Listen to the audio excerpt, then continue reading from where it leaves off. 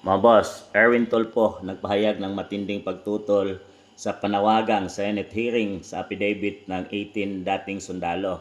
Di ko napapatulan yan dahil wala namang katotohanan yan.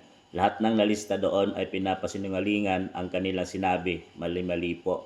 From Senator Erwin Tulfo. Mga boss, ito yung taong nananahimik sa isyu ng corruption under PBBM administration, mga boss. Pero nung hindi pa ito naging senador, talagang ang ingay-ingay nila. At talagang kilala natin ang mga Tulfo brothers na matapang at may panindigan lumalaban. So sila nga ang inasahan natin na maging boses dyan sa Senado tungkol sa mga katiwaliang nangyayari o nagaganap sa ating bansang Pilipinas. Pero kabaliktaran, mga boss, ay naging tahimik ang mga to. At talagang tinutulan pa niya na dalhin sa Senado ang affidavit ng 18 na sundalo or ex-marines, mga boss, na tinuturo kung sino ang kanilang mga nadeliberan ng mali-malitang pera. Mga boss, karamihan doon ay mga congressmen na inilabas yung kanilang listahan, mga boss, na nakatanggap ng mga pera. At mayroon ding 6 na senators, mga boss, na sinasabi na nakatanggap din ng malitang pera, mga boss.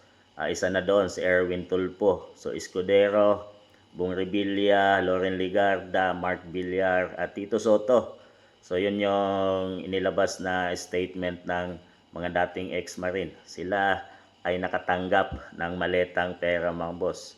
So kaya naman siguro ayaw niyang payagan o tutol siya na dalhin sa Senado at imbestigahan ito, mga boss.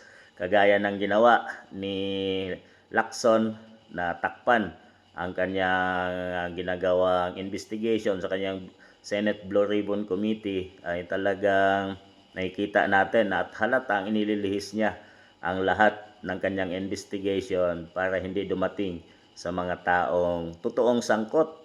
At dito nga ay mayroon din ang karamihan ay na-deliver sa bahay ni PBBM sa Ilocos, sa bahay ni PBBM, sa bahay ni dating Speaker Romualdez, dyan sa Makati, mga boss. At talagang grabe, mali-malita, 52 na maletang pera ang pinaghatian ng mga to, mga boss. Kaya naman, kahit ikaw pag nabigyan ay mananahimik ka talaga, mga boss.